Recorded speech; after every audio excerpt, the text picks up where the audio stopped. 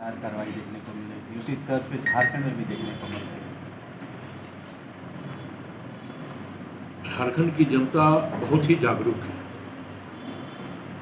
और झारखंड की जनता भी यह समझ चुकी है कि बिना सबूत हेमंत सोरेन को जेल, बिना सबूत आलमगीर आलम को जेल।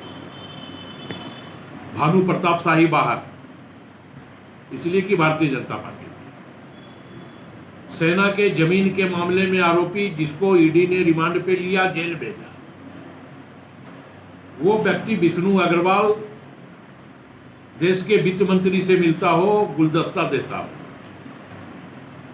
और वित्त मंत्री मुस्कुरा करके उससे गुलदस्ता लेती हो और विपक्ष के नेताओं के ऊपर जबरन कार्रवाई।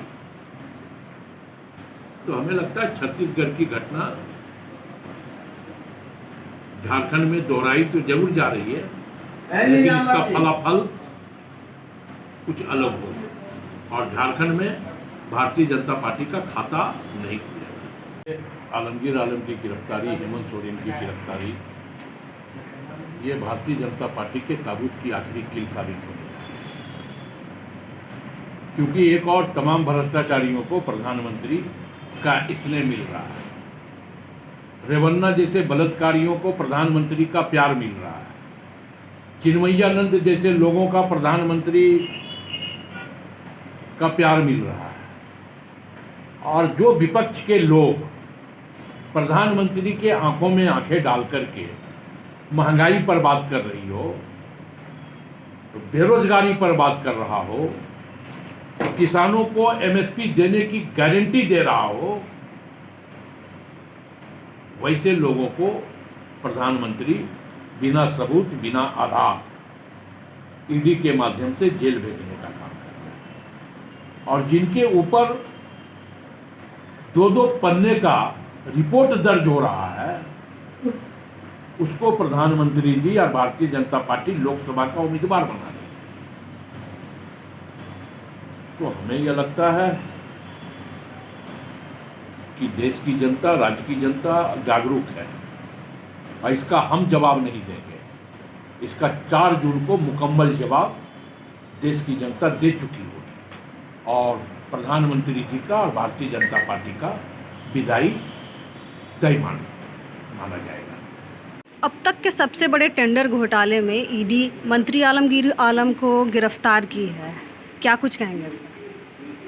देखिए, निश्चित तौर पर जो ईडी की कार्रवाई चल रही है, भ्रष्टाचार के खिलाफ बड़ी कार्रवाई चल रही है और जैसा कि माननीय प्रधानमंत्री जी ने भी संकल्प व्यक्त किया और लाल किले से व्यक्त किया है कि हम न खाएंगे न खाने देंगे और जिस प्रकार से केंद्रीय एजेंसियों को पूरी छूट मिली हुई है, तो जहाँ भी भ्रष्टाचार की खबर या भ्रष्टाचार के कुछ सबूत उनको मिल रहे हैं, सूचनाएँ प्राप्त हो रही हैं, उस पर ईडी कार्रवाई कर रही है और उसमें तो झारखंड अव्वल हो गया है। यहाँ जब से ये गठबंधन की सरकार बनी है, पूरी सरकार ही भ्रष्टाचार में लिप्त है और आप उसका देख रहे हैं कि उसके परिणाम सामने आ रहे हैं। जब ईडी की कार्रवाई हो रही है तो स्वयं पूर्व मुख्यमंत्री जेल के अंदर बन रहे हैं और 2 IAS अधिकारी जेल के अंदर में हैं। ऐसे कई लोग अब तो एक एक करके अब मंत्रियों पर भी शिकंजा कस रहा है। अब तो अभी आपने देखा कि ग्रामीण विकास मंत्री आलमगीर आलम गिरफ्तारी हो गई ईडी कार्रवाई में।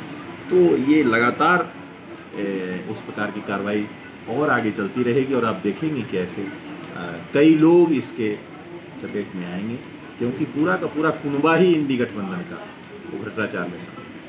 वहीं कांग्रेस का कहना है कि जो लोग सेंट्रल गवर्नमेंट के सामने खड़े हैं, विरोध कर रहे हैं भ्रष्टाचार के खिलाफ, उनको जबरन ईडी द्वारा डिटेन किया जा रहा है, ईडी द्वारा गिरफ्तार किया जा रहा है। क्योंकि वो थोथी दलील दे रहे हैं। उनको पता है आज जिनके साथ वो गलबहियाँ करके जो है सो सत्ता चला रहे हैं, चाहे वो राजद हो चाहे झामुमो, उनको बताना चाहिए कि उनकी जब सत्ता थी उसी समय तो शिबू सोरेन जी को सीबीआई ने पकड़ा था, जेल गए थे। लालू प्रसाद जी पर कार्रवाई भी तो कांग्रेस के शासनकाल में हुआ। तो ये तो स्वतंत्र जांच एजेंसियां कार्रवाई करती है। आज जिसके साथ सरकार चला रहे हैं उनको बताना चाहिए वो क्या इंटेंशनली गिरफ्तार करवाते थे, इंटेंशनली कार्रवाई करते थे। तो जब उनकी बारी थी तो वो सब ठीक था, और आज जब कार्रवाई हो रही है तो भाजपा करवा रही है। भाई स्वतंत्र जांच एजेंसी है, काम करने दीजिए।